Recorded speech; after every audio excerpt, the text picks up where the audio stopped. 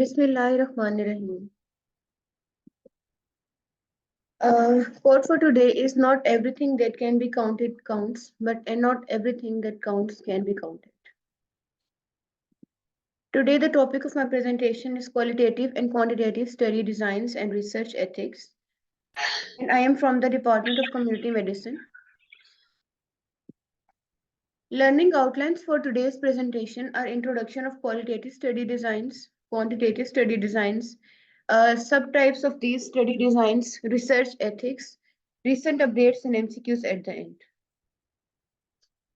At the end of this presentation, participants will be able to describe about the study designs and research ethics along with an MCQ session at the end. Now, what is a study design? A study design is a specific plan or protocol for conducting the study, which allows the investigator to translate the conceptual hypothesis into an operational one. Basically, there are two types of studies, qualitative and quantitative. However, sometimes a mixed method is used in some studies. There are basic things given in the table about qualitative and quantitative research. Qualitative research is the one that generates hypothesis, while quantitative tests hypothesis. Qualitative research is having an inductive approach, while quantitative has deductive approach. In qualitative approach, there is purposive sampling, while in quantitative, there is probability and non-probability sampling. In qualitative research, there is data collection by in-depth interviews, FGDs, and observations, while in quantitative, there is data collection by structured questionnaire. Data analysis is by iterative interpretation in qualitative research and statistical tests in quantitative research. Now, what is inductive approach and deductive approach? Inductive approach is we observe things, then hypothesis is made, then a theory is given. While in deductive approach, theory is given, hypothesis is made, and then observation is done. Now, qualitative research. Qualitative research involves collecting and analyzing non-numerical data to understand concepts, opinions, or experiences. In-depth understanding through rich description is made. This slide shows the process of qualitative research. That research question is made, literature review, then study design that leads to instrumentation, data collection, data analysis, report writing, phenomenology, and the cycle continues.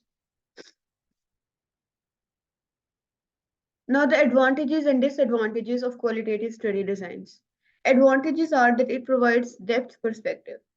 It provides theoretical framework for future studies. It provides a flexible research design, and it results in form of narration. While disadvantages are it may not be generalized, it depends on data collector. The bias that is seen in qualitative study design is Hawthorne bias, and results cannot be measured in the form of counts. Source of data collection for qualitative studies are in-depth interviews. Focus group discussions, that is mostly in our presentation, is said as FGDs, observations, open-minded surveys, and documents. The analysis that is made is thematic analysis and content analysis. However, in quantitative studies, as we already said, statistical analysis are used. Now, what is thematic and content analysis is explained in next slides. Thematic analysis, commonly used and foundational method for qualitative data analysis. The steps involved are familiarizing with data, generating initial codes, organization of the codes, searching for themes, reviewing themes, defining and naming themes. While in content analysis method for studying documents and recorded human communications, it examines the content of documents. NVivo is the software that is best used for the analysis.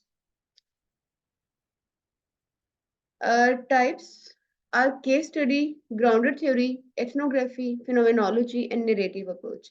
All these types of the qualitative studies are discussed in next sections. Case study, case is an event, problem, process, activity, program, single person or several persons, boundaries, time and place, multiple sources of data are used, and in-depth understanding of the case is done. Now, this shows an example for the understanding of case study. That case, for example, is the vaccination drive of typhoid in children. Well, the boundaries for the case is a place, that is Punjab, and time from January to June, let's say 2019. However, multiple data sources includes interviews, FDGs, observing vaccination drive, review documents, and multimedia. Now, grounded theory studies people's experience with a process and creates theory how the process works. Focuses on creating theory from data collection in research. The example for grounded theory is given is, for example, the process is delayed tuberculosis diagnosis in Pakistan. In-depth study is processed through multiple data sources, and theory that is given is factors responsible for delayed diagnosis in Pakistan. Now, what is ethnography? Ethnography studies a group in natural setting over a prolonged period of time, distinct structure, culture within a society. Uh, Ethnography, the topic that is given, like for an example, is vaccination refusal from a community. Natural settings are researcher goes in that community and lives there. And outcome is observer observes the values, traditions, beliefs, cultures responsible for refusal of vaccination. This type of research comes under the umbrella of ethnography. Phenomenology. Essence of human experience recruits participants who had experienced the phenomena of interest. For example, the phenomena is terrorism attack at a market, and participants that will be included in the type of qualitative design is who have experienced the terrorism attack. Non-narrative approach, stories of individuals about their life and experiences. Stories are biography, autobiography. Well, the life and experiences are life of successful sportsmen, scientists, politicians, etc. Now coming towards the quantitative study designs. The basic hierarchy is, did researcher assign exposure? If yes, then it is an experimental design, and if no, observational study. In observational, is there any comparison group? If there is yes and no. If there is no, this is descriptive, and there is an experimental group, this is analytical. Then it comes towards the direction of the study, case control, cross-section, cohort studies. Well, in experimental studies, is allocation random? If yes, random, then randomized trials. If not random, then non-randomized controlled trials. Now, a case report is a detailed report of the system, symptoms, signs, diagnosis, treatment, and follow-up of the individual patient. Case reports usually describes an unusual or novel experience, and as such remains of one of the milestones of the medical progress and provides many new ideas in medicine. Stages of a case report are defining a case, selecting the case, collecting and analyzing the data, interpreting the data, and report findings. This is an article about case report that shows the first patient management of COVID-19 in Shanghai in China, a case report. Now, case series. A research study design, which is a collection of cases with the same outcome findings. The general number of the cases reported in a case series range from 20 to 50, but may vary from as few as 5 to as many as more than 100. For example, in early 2016, following increased number of infants born with microcephaly in Zika virus affected areas, CDC published a descriptive case series from Brazil on the possible association between Zika virus infection and microcephaly in infants. This is an article published that shows the association between Zika virus infection and microcephaly in Brazil 2015. Now, the advantages of case reports and case series. These are the key hypothesis generating tools, especially when they are simple, inexpensive, and easy to conduct in the course of busy clinical settings. Advantages are provides a comprehensive and detailed description of the case and observation, allows other physicians to identify and potentially report similar cases from their practice, especially when they share geographic or specific clinical characteristics. Pitfalls are the lack of comparison group is a major disadvantage. External validity or generalizability is limited given the biased selection of cases all identified in clinical practice. Any association observed in a case report or case series is prone to potentially unmeasured confounding not known to the investigation. Now, preliminary study designs. Ecologic studies, a group of study characteristics that are used to understand the relationship between outcome and exposure at a population level, where population represents a group of individuals with a shared characteristics such as geography, ethnicity, socioeconomic status, or employment. Examples are a study to demonstrate the relationship of socioeconomic and racial characteristics of a neighborhood and the receipt of angiography in a community-based sample who had an MI. However, the conclusion is that future studies addressing both individual risk factors and ecologic factors, such as neighborhood characteristics and the possible interactions of both types of factors, may improve our understanding of the assessed and angiographic examination.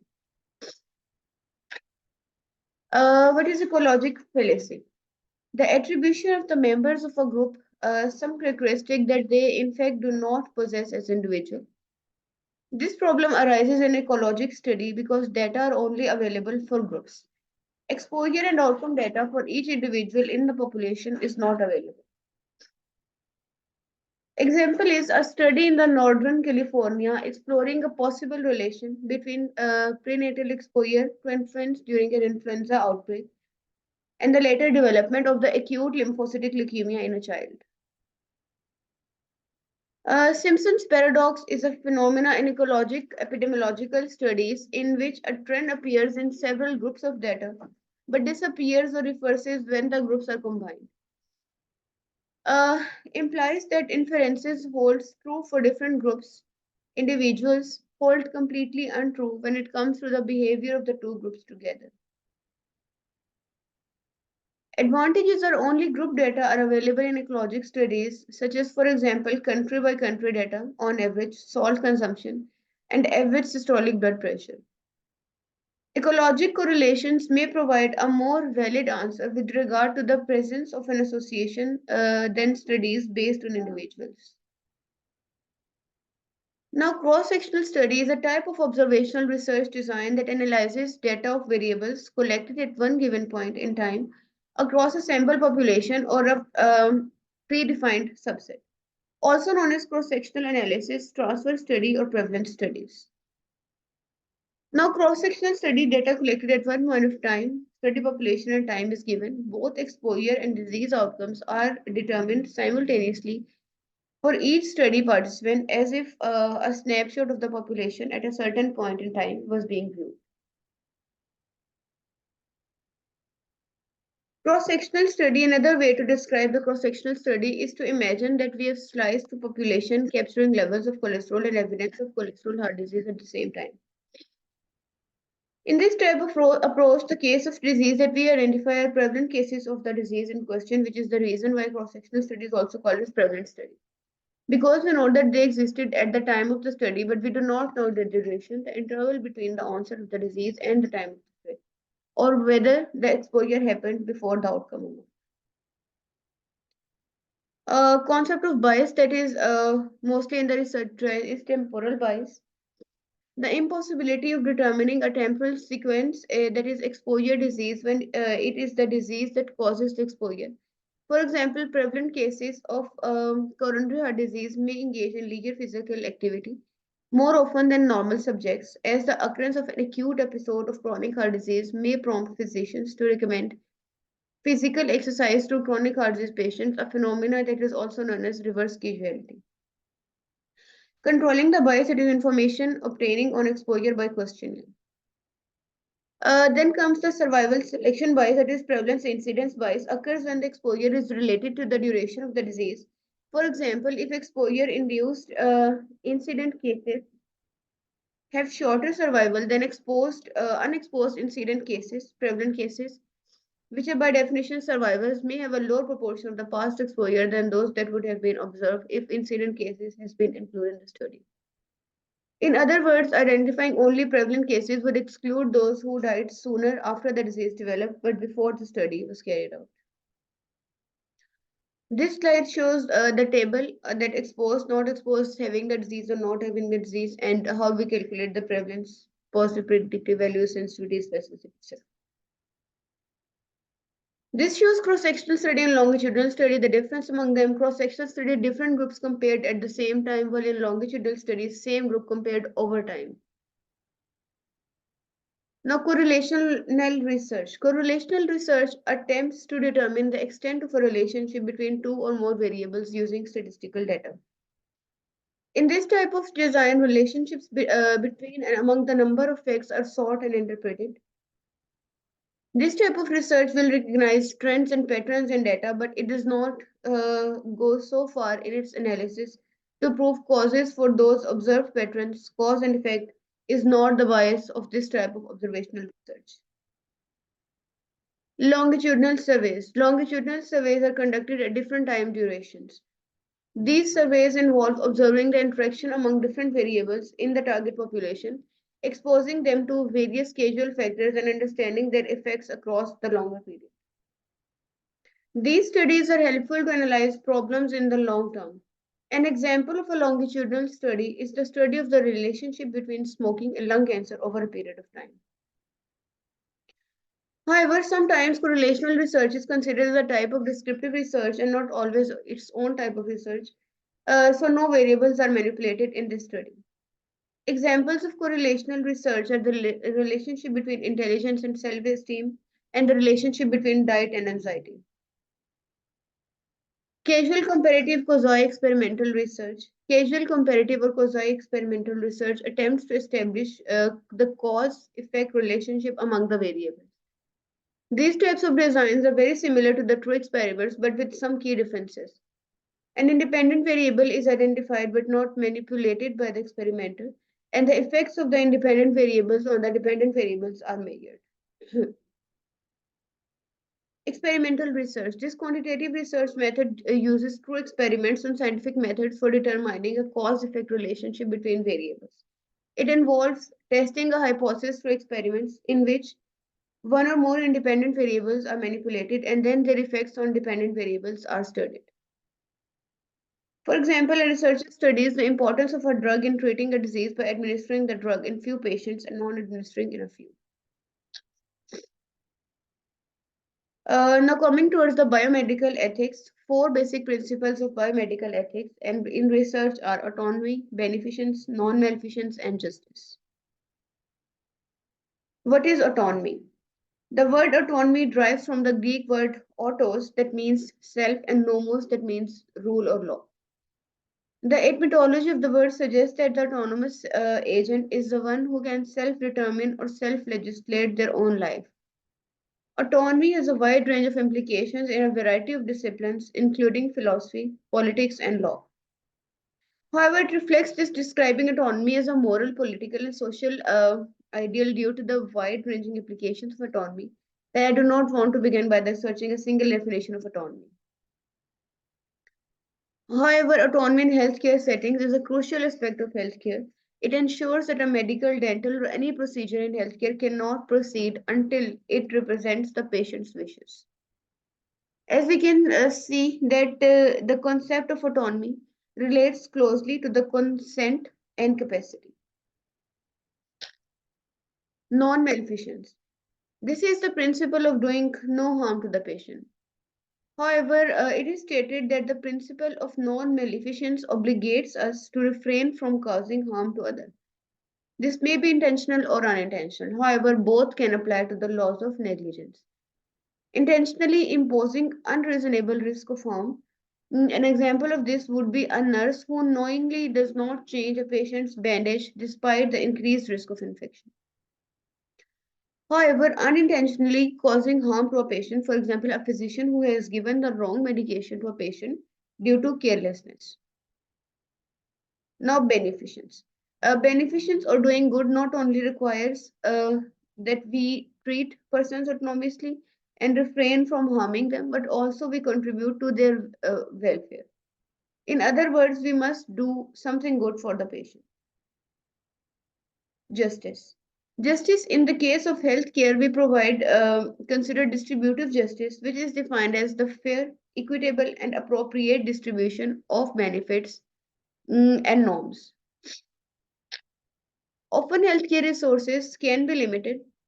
So, it is the job of public health and healthcare professionals to consider how best to distribute the resources.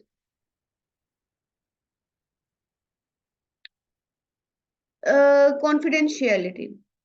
Confidentiality is one of the core duties of medical practice. It requires healthcare providers to keep a patient's personal health information private unless consent to release the information is provided by the patient. Confidentiality in the medical setting refers to the principles of keeping secure and secret from others information given by or about an individual in the course of professional relationship. Like this definition states that any information that is given to the physician by the patient or the guardian of the patient, if told to not share with anyone, it should be kept secret. Informed consent. Informed consent is the process in which a healthcare provider educates a patient about the risk, benefits, and alternatives of a given procedure or intervention. The patient must be competent to make a voluntary decision about whether to undergo the procedure or intervention or not. However, informed consent is both an ethical and legal obligation of medical practitioner. If a patient is adult about the age of 18 or more, informed consent is taken by the patient. However, if a patient is underage or old age and is in the phase that he is not in the senses, then the consent is taken by the guardians. Uh, this slide shows about the Cryptococcus neoformans presenting as a lung mass in immunocompromised patients. This slide is given as the sort of recent updates in the heading of case reports. This shows that a 55 years old woman with a history of kidney transplant or immunosuppressive therapy presents to the hospital with a persistent low-grade fever, headache, weight loss, and fatigue for 2 weeks. However, the conclusion that was given after the research was that the prompt diagnosis and effective management of the cryptococcal disease can decrease morbidity and mortality, and antifungal therapy with intravenous form can help the disease to progress. So we can see in this case report that the presence of case reports can help us identify and treat the disease in earlier scenario. This slide shows the proposal of a quality assessment tool for the evaluation of the methodological quality of the self-controlled case series and self-controlled risk interval study designs. This slide shows that the self-controlled case series and self-controlled risk interval study designs and the types of studies where cases are their controls. They're commonly used by the pharmacologists to study rare events. There is no existing tool for the assessment of the methodological quality of such studies. Another article recently published is study protocol for an epidemiological study, multimorbidity, identifying the most burdensome patients, risk factors, potentials to reduce future burden, that is MOLTO, based on the Finnish health examination surveys and the ongoing register-based follow-ups.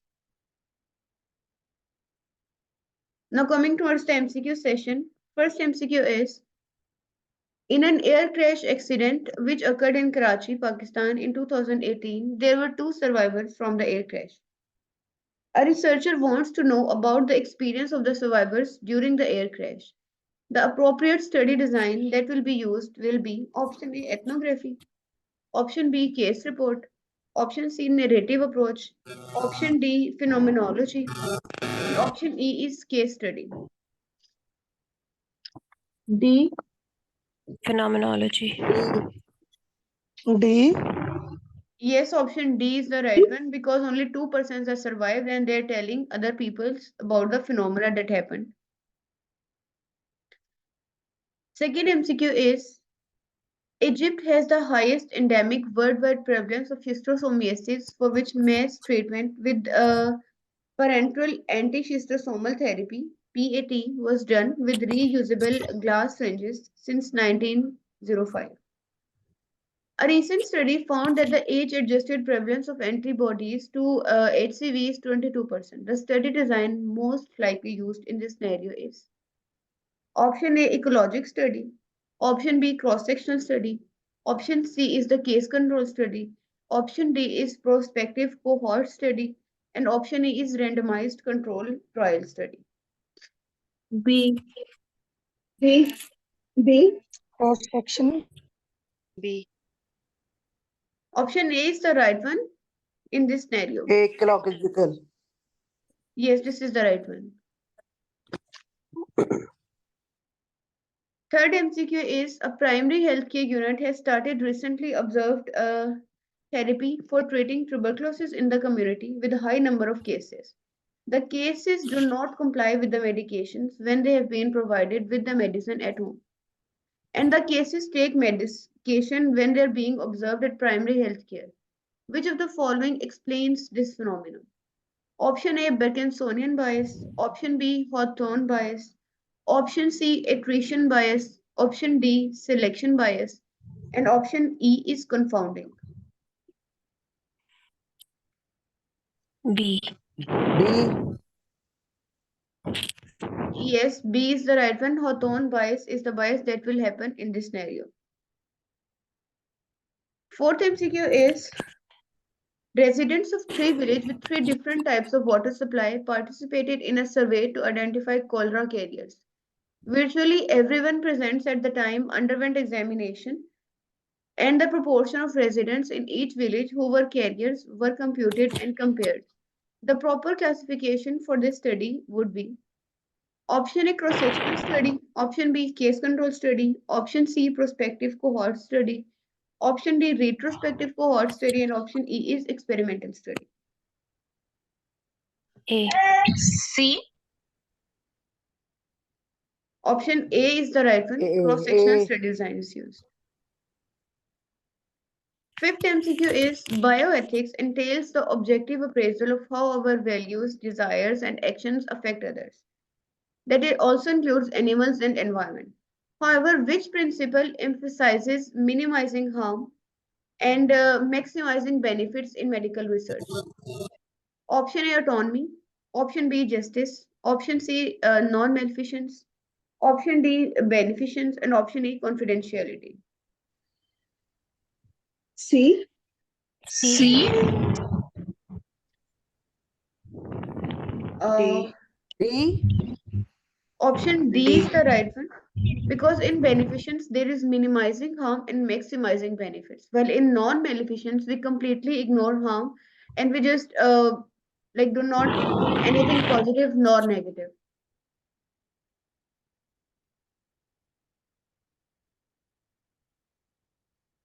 Sixth MCQ is research identifying the practice of shisha smoking in young adults of a city ABC tends to show a number of individuals, that is 110, presenting with the heart disease. The study design most effective in generating a viable hypothesis for an association between exposure and outcome would be option A, case series, option B, correlational study, option C, cross-sectional study, option D, case control study, option E, prospective cohort study.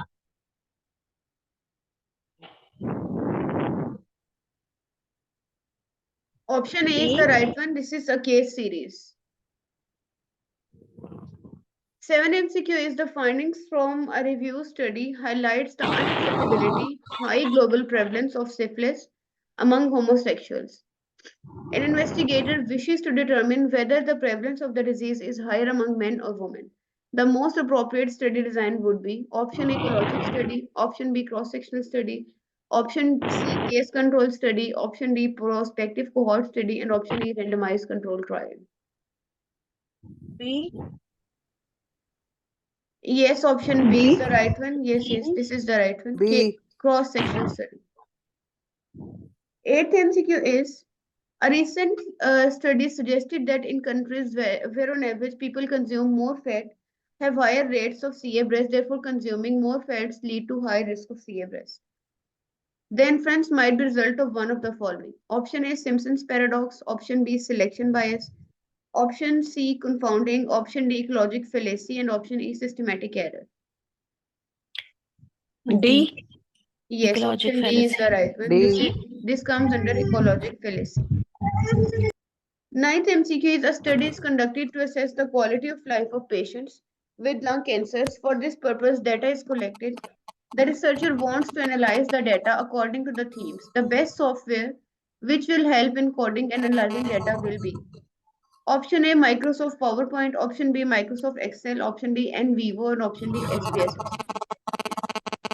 C. Option C is the right one, NVivo, because this is a qualitative study, and for qualitative study, NVivo is the mostly used software.